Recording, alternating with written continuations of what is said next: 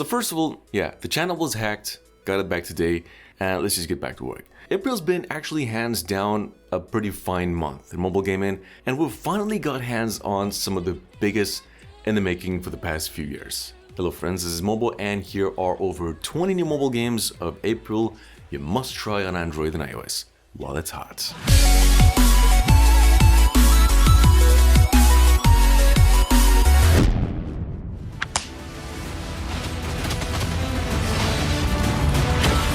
Yeah, Honor of Kings World. That's easily one of the biggest mobile RPGs ever made, and I mean that literally. This thing is just massive in scale, size, the ambition. It's just dropped in China. Early impressions are honestly better than everybody expected. The combat is pretty simple at first, but once you start, it actually demands some real skills. Honor of Kings World is not just about the kind of game that's about button mashing, you know, bosses hit early and they hit hard. It's not a full MMO in the classic sense. It's more like Genshin meets MMO. Share roles, co-op, it's got everything. Still, if they polish it right for the global version, this could be a defining moment for all the AAAs in the making right now. It's an online game, of course, about 30 gigabytes in size. Number 2, we've got Well Creek Firestorm. And this one's for the folks who just want something a bit more grounded. No sci-fi, no flashy nonsense here. It's just straight up World War dogfights on touchscreen. The game's a team-based shooter with 6v6 and even 10v10 matches, and it actually leans into teamwork more than most mobile first-person shooters ever do. Trenches, positions, different roles. It's not the kind of running around solo farming kills type of shooters. You've got tanks in the mix, which can completely shift the match if used right. It's still early and a bit rough around the edges, but if you're into Battlefield style gameplay on mobile, well, this one's got a lot of potential right now.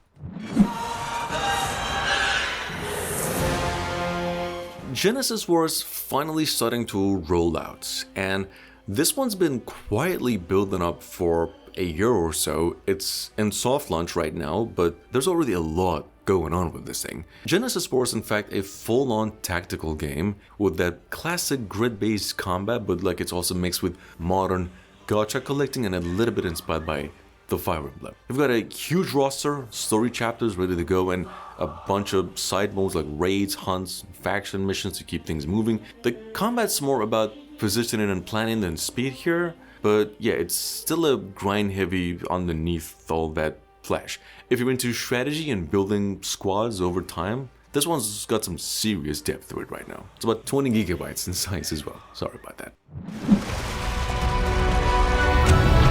Number 4, we've got the one and only in making, Monster Hunter Outlanders. This one's actually in the list because it's sort of a real big deal. It's not fully out yet, but the second closed beta is rolling out and it's already looking massive. In fact, the beta is coming out in 1 to 2 days from now, and if you sign up over its official website, you can have a go, have fun. We're talking full-on open world, real monster hunts, camp setups, cooking, the whole Monster Hunter vibe. And it's just all scaled down for your phone. They're adding new hunters, new monsters, including exclusive ones. From what we've actually shown so far, it's leaning heavy into that MMO style co-op experience. It's still early, sure, but if they land this thing right, it could easily be one of the biggest mobile drops when it fully launches. Keep your eye on this one. And it's waiting. Check out the massive district overhaul and tons of new content. Now up at number 5 with the famous open world game One States, going all in on that Grand Theft Auto energy. It's a modern open world game, for those of you missed it, that feels very LA, and from there it's just really up to how you want to live in it. Legal grind, criminal hustle, or just full-on roleplay if you want. What makes it actually stand out, however, is that it's not only a sandbox game with cars and guns per se, it's leaning hard into the RP side of things. You know, jobs, money, social systems, player interactions. This is where most of the experience actually lives. It's less mission-based GTA sort of game and more create your own life and see what happens type of game. It's just online and over 4 gigabytes in size. Jetpack Joyride Racing is now finally out on stores, and it's unfortunately a Half Break Plus game. By the way, for those of you who missed it, this thing actually turns the jetpack platformer game into a little kart racer with a classic Mario energy to it. It's not a slow technical sim type of game, but a pretty short, sort of messy multiplayer that still feels like Jetpack Joyride under the hood. It's got the same humor, the same characters, just reskinned into racing. It's also pretty quick, competitive, and way more about reaction timing than clean driving per se. After a mistake, blending all the wrong ingredients and then blaming me for it. Waltz of the Wizard's finally on Android. It's one of the better different sandboxes you don't really get on mobile. You're basically just messing around in a wizard's tower, mixing potion stuff, throwing them, seeing what happens when you do so, and you're doing that with a talking skull that's guiding you, roasting you sometimes the whole time. The game is sort of a simulation. It's more about experimenting than winning, which honestly makes it stand out and fun. The big win here on mobile is that if you like physics-based virtual reality kind of games, but you've only got your phone, this one is a mighty little surprise for you. It's not a free game, however, it's about $8. I tell you it is true. Borderlands Mobile just kinda suddenly showed up on with no big hype cycles, no long runway. It's just now suddenly sitting on the Apple Store as well. Like, yeah, this just exists now. And if you know Borderlands, well, you already know the loop. It's that shoot, explode, loot, upgrade, repeat cycle turned into some pure adrenaline farming and a lot of MMO. Right now it's in its test phase vibe and it's very stripped down compared to the mainline games. It does feel like Borderlands in motion but tuned for quick sessions and mobile grind energy. Check it out in case you missed it. The game's about 3 GB in size. In the driver's seat, be sure to. On another hand, Everness to Everness just kicked off its Co-X test, the final one on PC, PlayStation 5 and mobile, and it's now fully coming out in less than 10 days. It's literally everything you've wanted and you've been seeing on the trailers, and it's even more. The kind you didn't even know you needed. It's an open world action RPG with a ton of freedom. It's everything an open world RPG should be now with infinite ways to play them. Like imagine a city that doesn't play by the rules and now you get to even break what's left of that. You can just fish, fight the enemies, manage shops, do missions, race around the city. It's all your call. Anyway, you can play it by signing up. The testing is open for another week and the full game's coming out on April 29. But mastery can only be measured against real opponents. Going now to number 10, it is Racing Master. This one, I'm pretty sure some of you can play the game, has been cooking for many years. Now it's finally here. To begin with, it's not your usual mobile racing game where you just slam nitro and hope for the best. This is a full-on sim. You actually feel the weight of the car. The grip, the way it slides into corners, it demands focus. You mess up just a single turn, you're gonna feel it down the line. You've got real cars plus real tracks that look really kinda insane for mobile. It's got Unreal Engine that's doing the things here, but real talk. You know, this ain't casual. You gotta learn it, respect it. If you're into proper racing games and not just arcade fun, this is easily one of the best games sitting on mobile right now.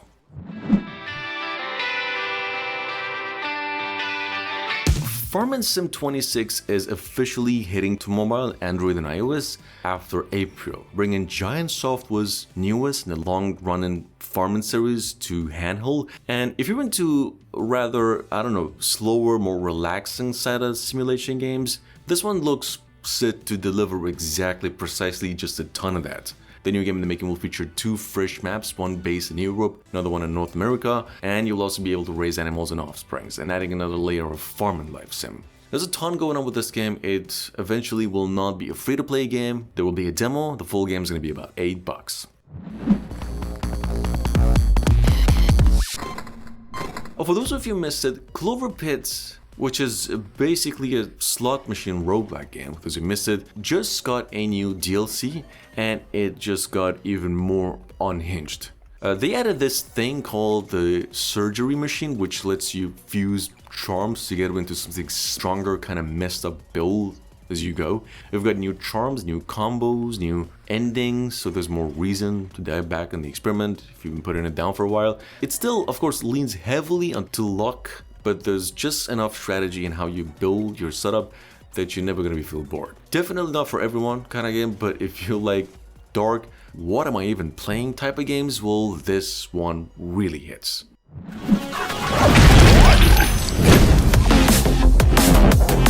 Number 13, we've got the one and only Brotato. The new DLC is called Primal Dread. So if you already know Brotato, you already know the deal, and this DLC is just more fun, more builds, more ways to break the game. We're getting a whole new map, new enemies, fresh weapons, items, even a new character to mess around with, plus new mechanics. So it's not just a reskin, it actually changes, how you play a bit. Protato's always been a game about surviving with the most ridiculous builds possible, and this just pushed that much further. Check it out, the DLC costs you $3.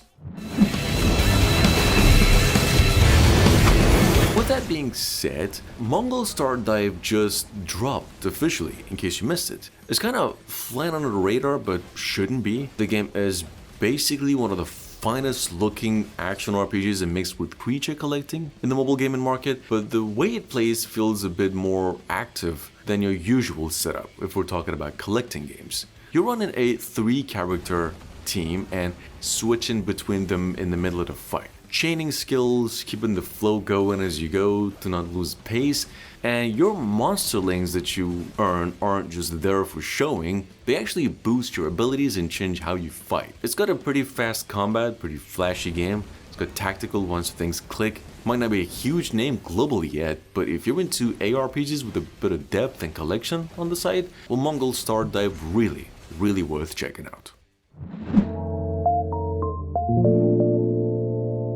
Going now to number 15 with this thing, it's called Chill With You. And this game is basically what happens when a Pomodoro timer and a visual novel decide to merge into some difference, something more like a soft little productivity loop. So the deal is, you set your focus session here in the game.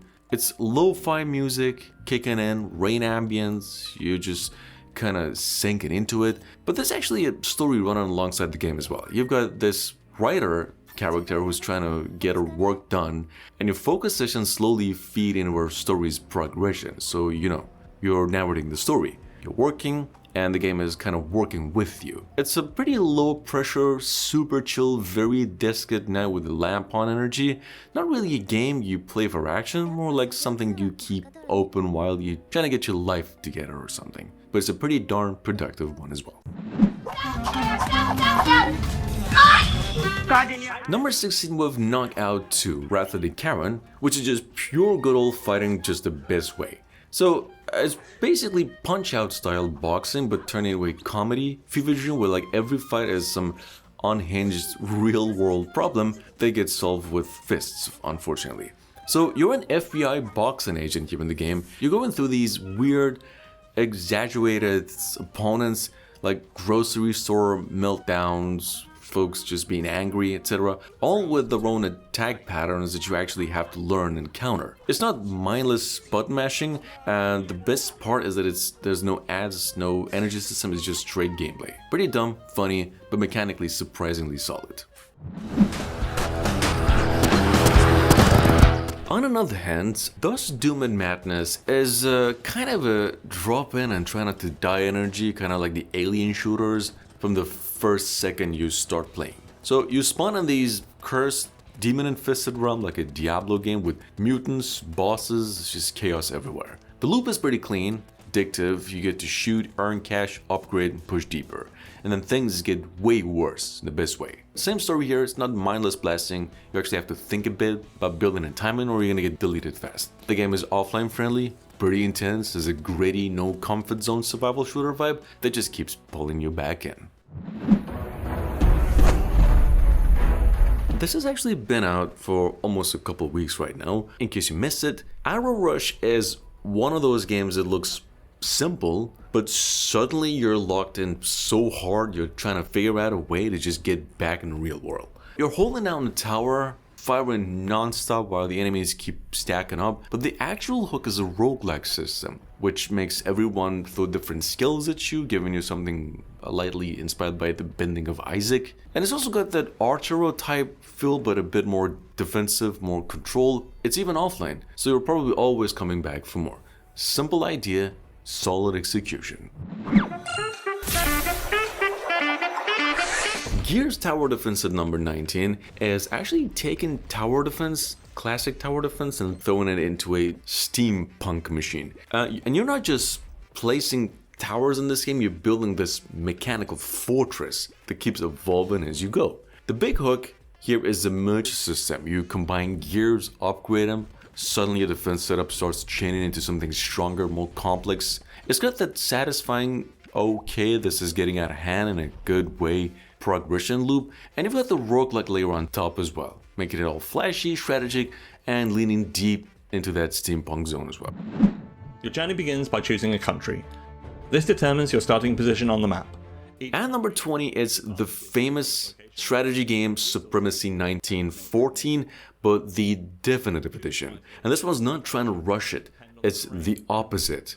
The game is a pretty slow burn, large-scale strategy and honestly kind of a war simulator more than anything else. You pick a nation in the World War, and from there it's about managing everything. Resources, the troops, the economy, diplomacy. You're not just fighting wars, you're building them.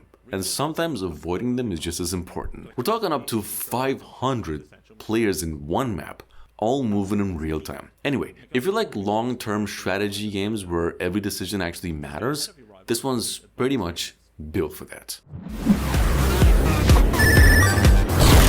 Mars Explorer is, however, one of the better new running games on the Play Store right now. It's an endless runner, but the whole Mars setting actually gives it a bit of a different vibe. You're out there as an astronaut, running, jumping, boosting with a jetpack, gliding through canyons and open plains as the sky actually shifts from planet to planet. The game is more rather relaxed than intense most of the time, which works in its favor as well. The controls are pretty simple, gameplay is smooth, and the offline part makes it easy to pick up anytime. Not super deep, of course, or anything, but it's clean. And last but not least, we've got the Quest game's final new DLC, Abyssal Islands. Basically more the classic old school RPG that doesn't even try to hide it. For those of you who missed it, it's a hand-drawn, grid-based dungeon world where everything moves turn by turn, slow but deliberate, like really proper vintage RPGs. This time you're getting pulled in by a dwarven engineering job. You gotta fix the whole volcano, save the islands, stop everything from getting wiped out. The game's not flashy, it's not fast by any means, but it's got that deep exploration, loot hunting, dungeon crawling loop that just works if you're into classic RPG pacing. Thanks for watching, I really hope you enjoyed, and I'll see you again soon.